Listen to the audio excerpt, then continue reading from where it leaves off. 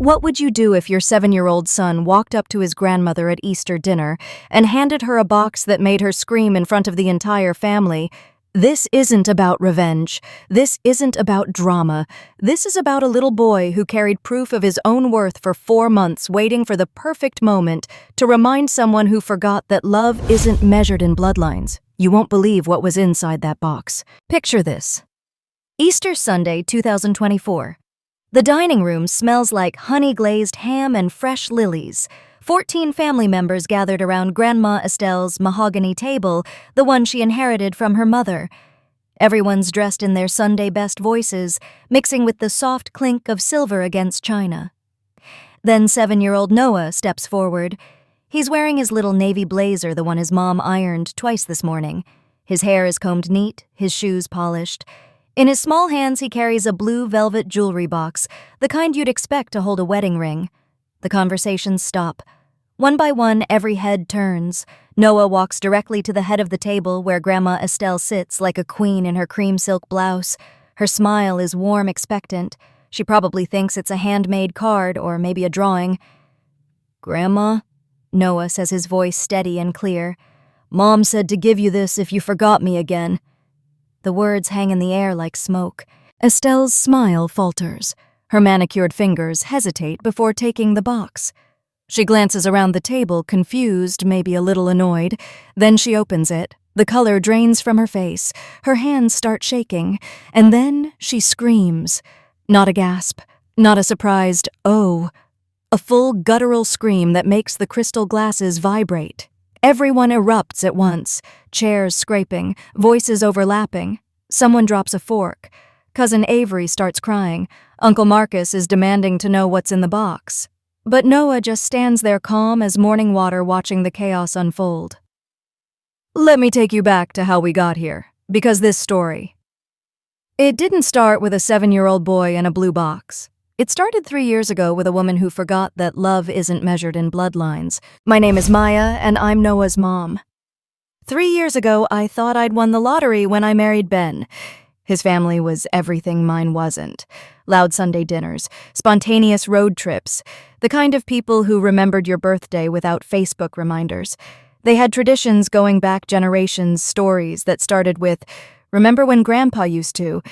and ended with everyone laughing until they cried. At the center of it all was Estelle. Picture your classic Southern matriarch, but transplanted to suburban Ohio. Silver hair, always perfectly styled. A voice that could command a room or comfort a crying child with equal power. She ran that family like a benevolent dictator, and honestly, I was desperate to belong. You see, I came into this marriage with baggage. A 4-year-old son from a relationship that ended badly. Noah was shy, quiet, the kind of kid who observed everything and said little. When Ben proposed, he didn't just ask me to marry him. He asked if he could adopt Noah. I cried for an hour. The adoption was finalized 2 weeks before our wedding. Ben's name went on Noah's birth certificate right next to mine. Legally, officially, Noah became a Hartwell. And Estelle. She was all smiles at first. "Welcome to the family, sweetheart," she'd say, ruffling Noah's hair. She bought him a little wooden train set, taught him how to make her famous chocolate chip cookies. She even hung his finger painting on her refrigerator next to the other grandkids' artwork. But then the subtle stuff started. First, it was the family photos. Christmas morning, she'd line up all the grandkids for the annual picture. Somehow, Noah always ended up just outside the frame, or she'd take the shot right when he looked away. Pure coincidence, of course. Then came the cousins-only sleepover. Matching pajamas for everyone except Noah because, whoops, they forgot to order his size. The thing about microaggressions is they're perfectly deniable. Each incident, taken alone, looks like an innocent mistake. But when you're the mother watching your child's face fall for the 10th time, you start to see the pattern. And you start to wonder if love really is thicker than blood. The worst part, Estelle had an accomplice. Her name was Avery. 7 years old, same age as Noah, but with the confidence of someone who'd never questioned her place in the world. Avery was Ben's sister's daughter, and she had Estelle's green eyes and her razor-sharp instincts for hierarchy. Where Noah was quiet and thoughtful, Avery was loud and demanding. Where Noah helped clear dishes without being asked, Avery expected to be served. And somehow in Estelle's eyes, this made Avery the golden child. The breaking point came at the 4th of July barbecue.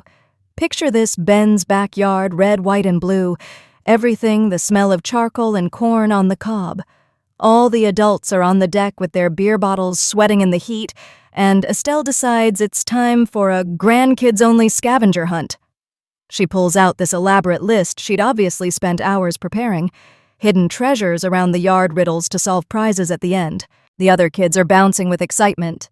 "Okay, my precious grandchildren," she announces, teams of 2, Avery and Liam, Ella, and Mason. Noah raises his hand. "What about me grandma?" Estelle pauses, and for just a second, I see something flicker across her face. Not malice exactly, more like she genuinely forgot he existed. "Oh, sweetie," she says, "this is just for the cousins. Why don't you help me in the kitchen instead?"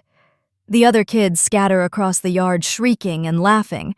Noah stands there holding the participation trophy of kitchen duty while his siblings run off to have adventures. I wanted to intervene. I should have intervened. But Ben squeezed my hand and whispered, "Don't make a scene."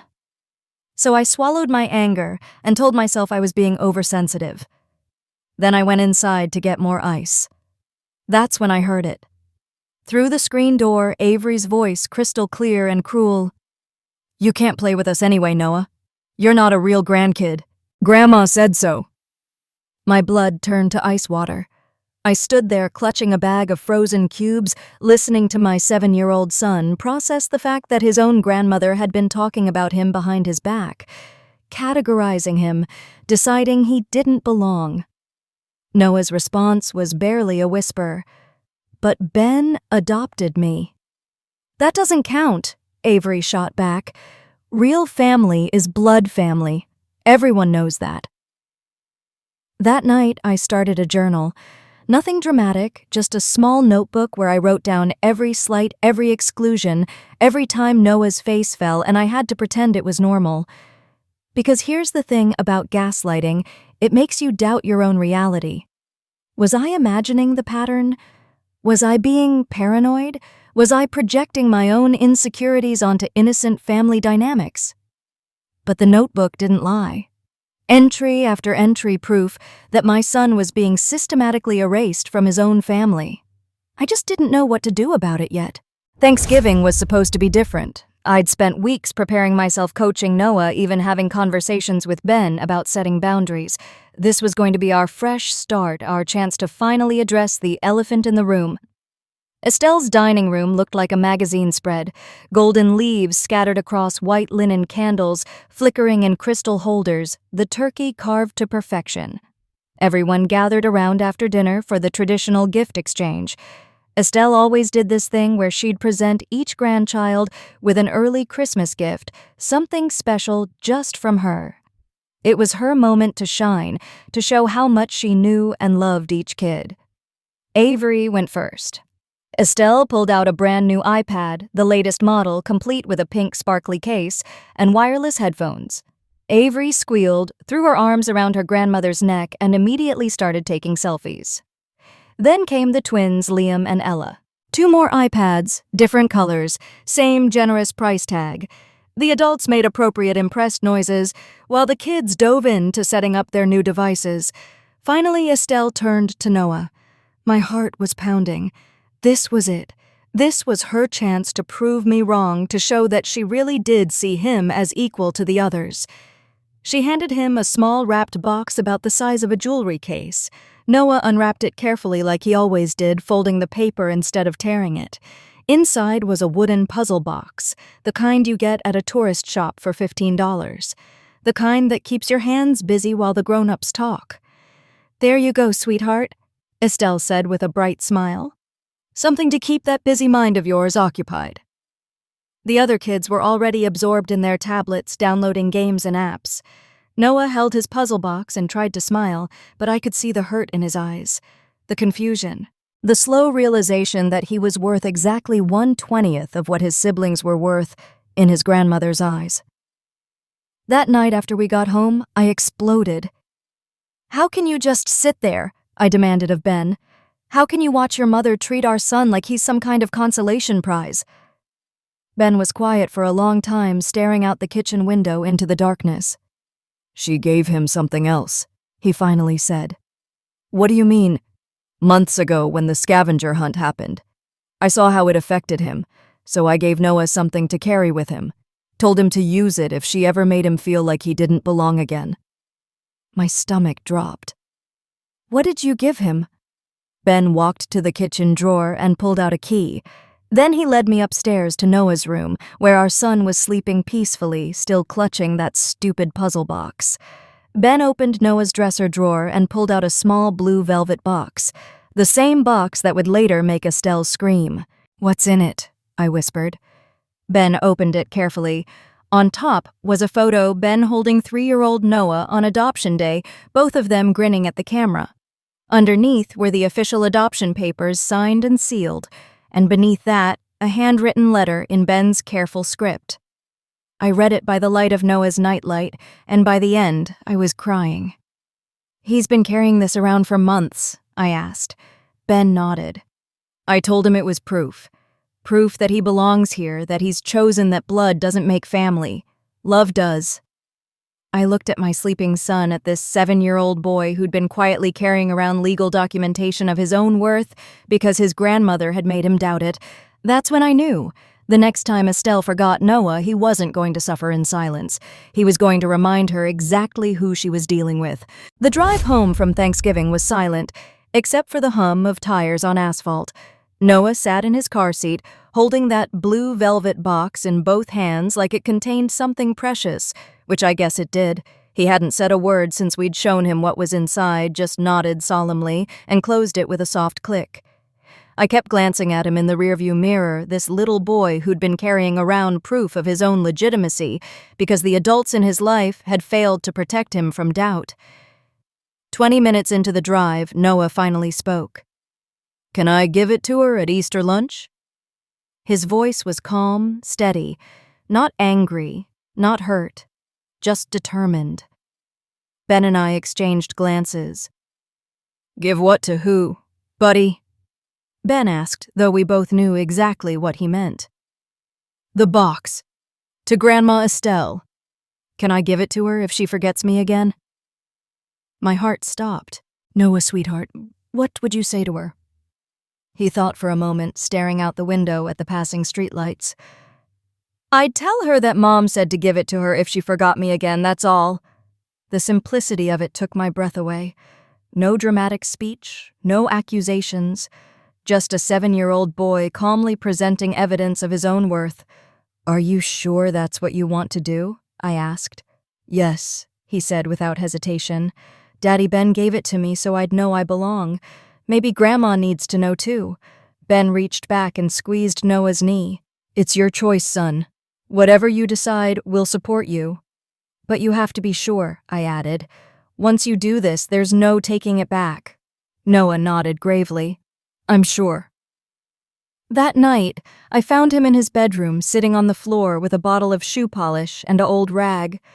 His Sunday shoes, the black ones with the little laces, were laid out in front of him. He was polishing them with the concentration of a master craftsman.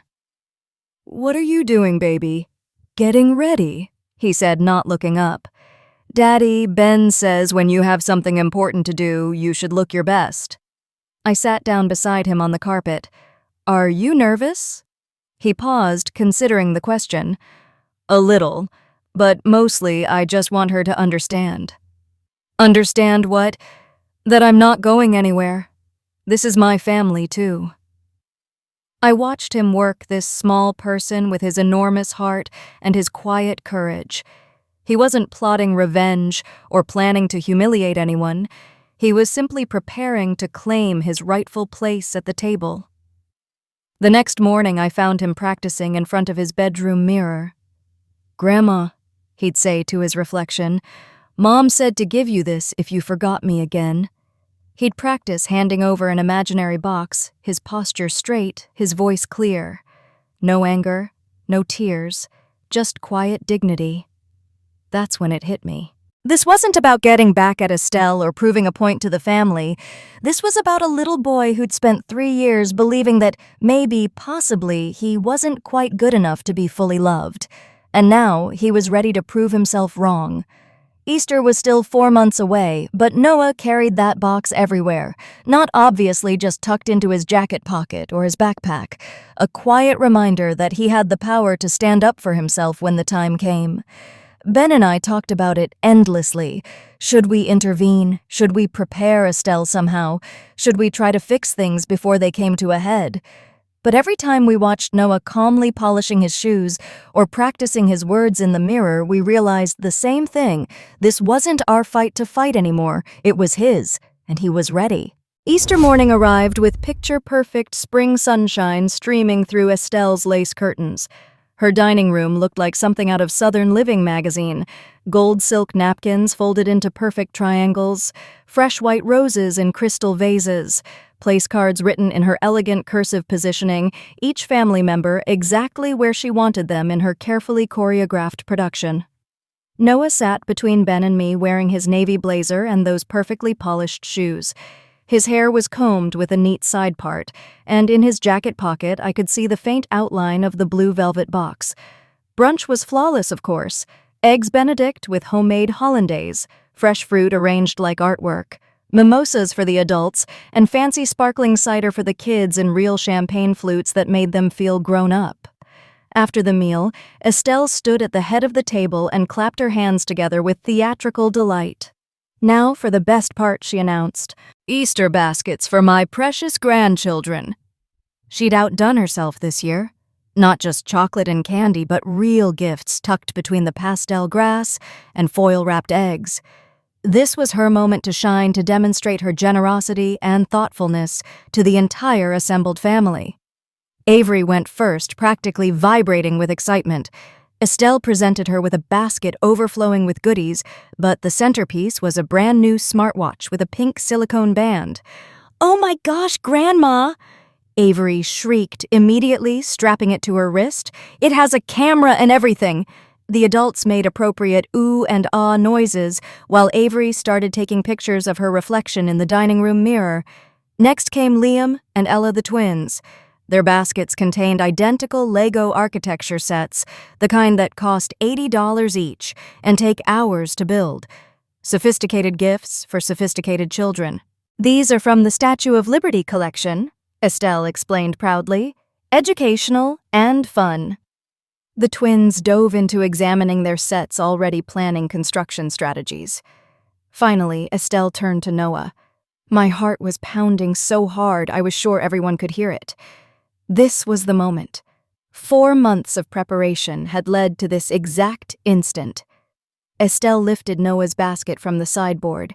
It was smaller than the others, but still decorated with ribbons and cellophane. Inside, nestled among some chocolate bunnies and jelly beans, was a single item, a fidget spinner. Not even a nice one, the kind you get in a gas station impulse buy display for $3.99.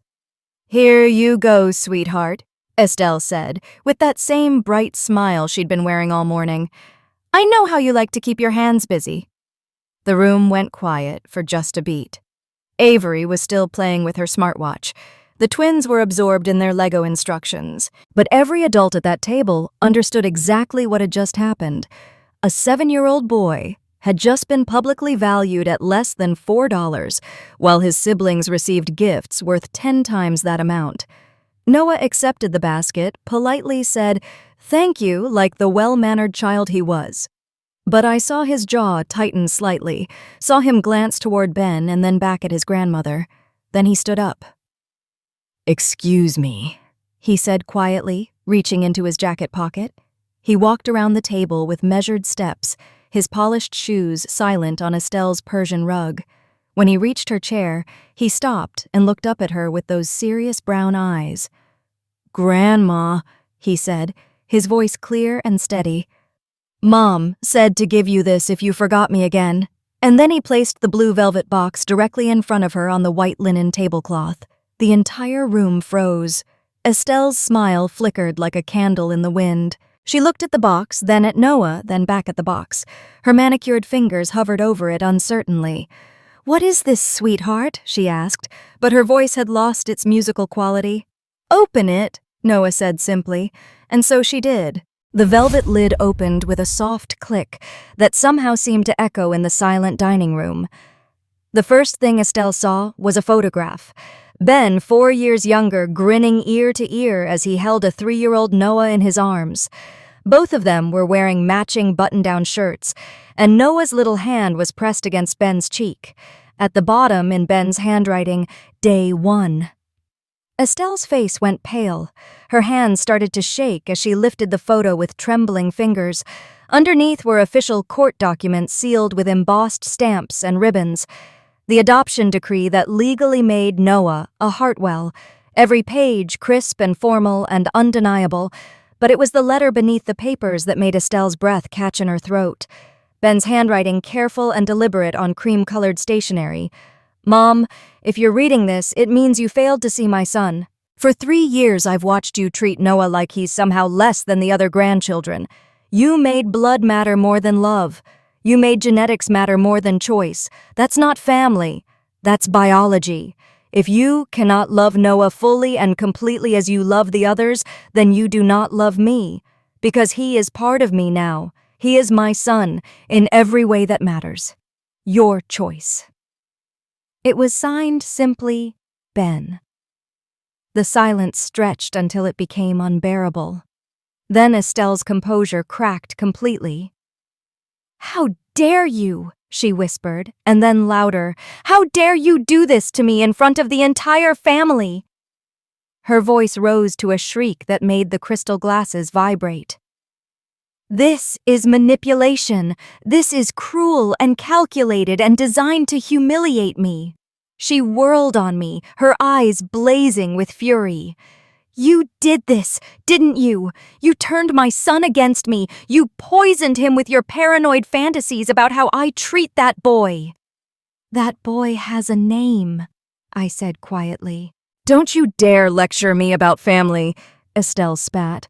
"I've been building this family for 40 years. I've hosted every holiday, remembered every birthday, kept every tradition alive, and you waltz in here with your broken home and your damaged child and expect me to just pretend like nothing's different." The mask was completely off now. No more sugar-sweet grandmother voice. No more plausible deniability. This was who she really was underneath all the Southern charm and carefully arranged dinner parties. "He's not my real grandson," she continued, her voice shaking with rage.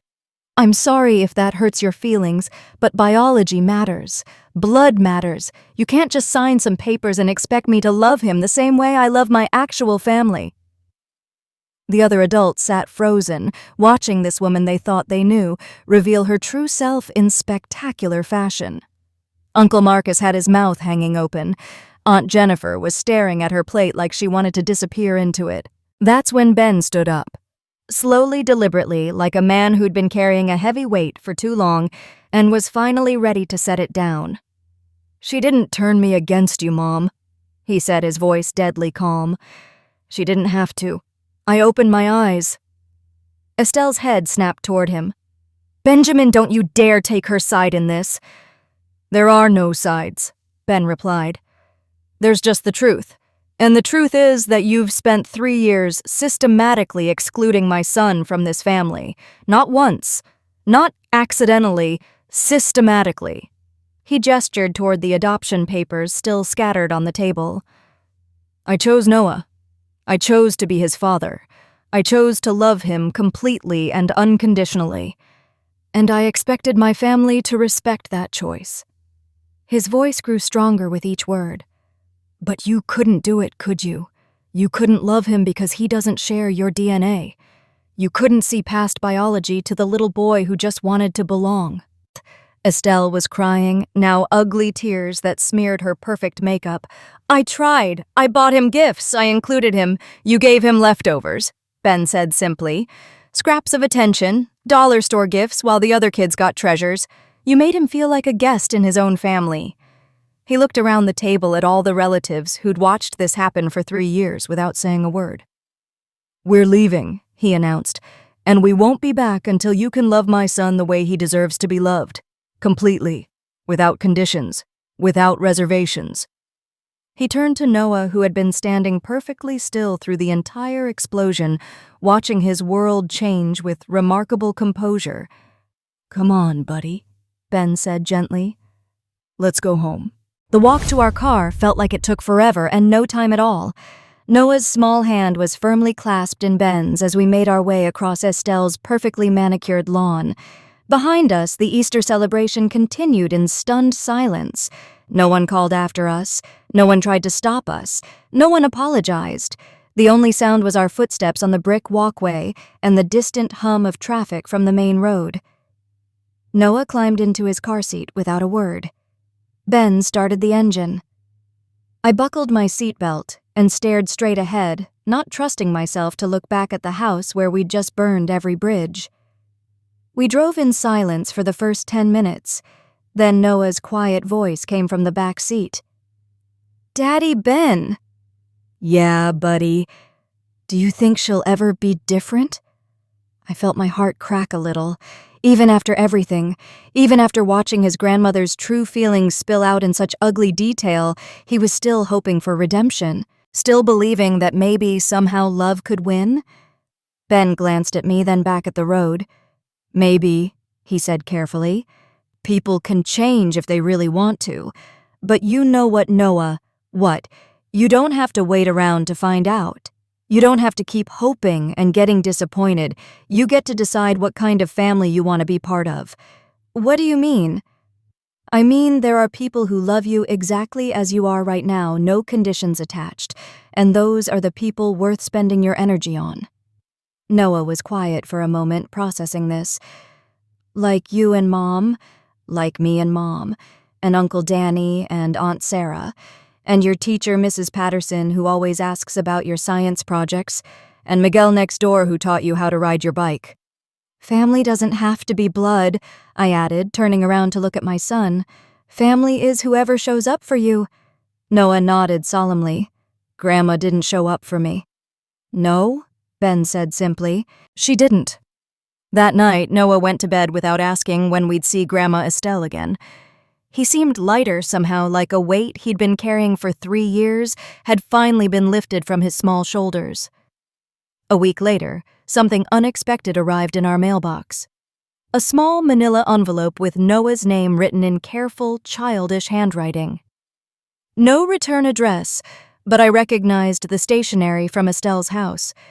Inside was a handmade friendship bracelet, the kind kids make at summer camp, with embroidery floss and good intentions, purple and blue threads woven together in a simple pattern, and a note written on notebook paper in purple crayon. "Dear Noah, you're my cousin and I love you. Grandma was wrong about you not being real family. I picked these colors because they're your favorites. Love, Ella. P.S. Liam says hi and he's sorry about Easter." I found Noah in his room examining the bracelet like it was made of precious metals. "It's from Ella," he said, not looking up. "I see that. What do you think?" He slipped it over his wrist and held up his arm to admire it. "I think she's right. Grandma was wrong." From that day forward, Noah wore Ella's bracelet everywhere. To school, to soccer practice, to bed. Even when the threads started to fray and the colors began to fade, he refused to take it off. It reminds me, he told me one day when I suggested maybe it was time for a new one. Reminds you of what? That some people see me, really see me, and those are the ones that matter. 3 months later, we got a call from Uncle Marcus. Estelle wanted to see us, wanted to apologize, wanted to try again. She'd been going to therapy, he said. She was ready to do better. Ben and I talked about it for hours. We asked Noah what he wanted to do. "Can we wait a little longer?" he asked. "I'm not ready yet." And that was okay, because we'd learned something important that Easter Sunday. Love isn't about waiting for people to choose you. Love is about choosing yourself and choosing the people who choose you back. Noah was finally free to do both. Looking back now, I realize something important about that Easter Sunday. Noah didn't need his grandmother to suddenly become perfect. He didn't need her to erase 3 years of slights and exclusions with one grand gesture. Kids don't need perfection from the adults in their lives. They need to feel chosen. And that day, standing in that dining room with his polished shoes and his quiet courage, Noah chose himself. He claimed his space at the table not with anger or drama, but with simple, undeniable truth. This wasn't a scene from some movie where the wronged hero delivers a devastating speech that brings everyone to tears. This was real life where a 7-year-old boy looked at the evidence of his own worth and decided he deserved better. We're not building perfect holidays in our house anymore. We're not trying to force connections that don't exist or pretend that blood automatically equals love. We're building honest ones. Last Christmas, we hosted dinner for the first time. Uncle Danny and Aunt Sarah came. Miguel from next door and his wife brought homemade tamales. Mrs. Patterson, Noah's teacher, stopped by for dessert because she didn't have anywhere else to go. Noah wore Ella's bracelet and helped serve the wine. He told stories and laughed loud and never once looked like he was waiting for someone to remember he existed.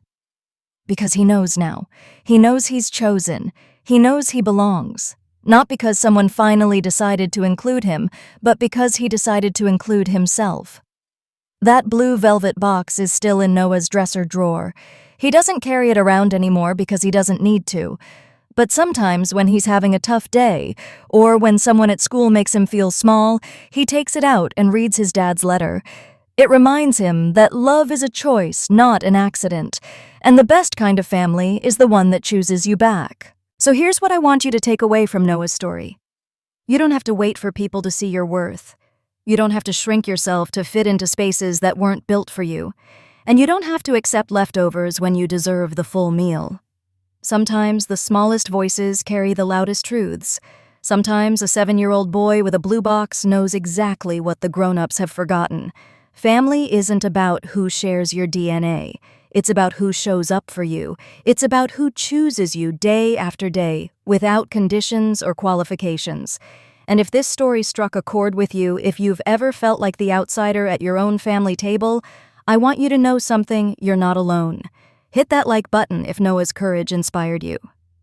Share this video with someone who needs to hear it. And tell us your story in the comments below because we read every single one. Your voice matters. Your experience matters. And somewhere out there, someone needs to hear exactly what you have to say. If you want more stories about quiet courage and finding your place in the world, subscribe now. Because the truth is, we're all just trying to figure out where we belong. And sometimes the answer is simpler than we think. We belong wherever we're truly seen, wherever we're genuinely loved, wherever we're completely chosen. And that's a family worth fighting for.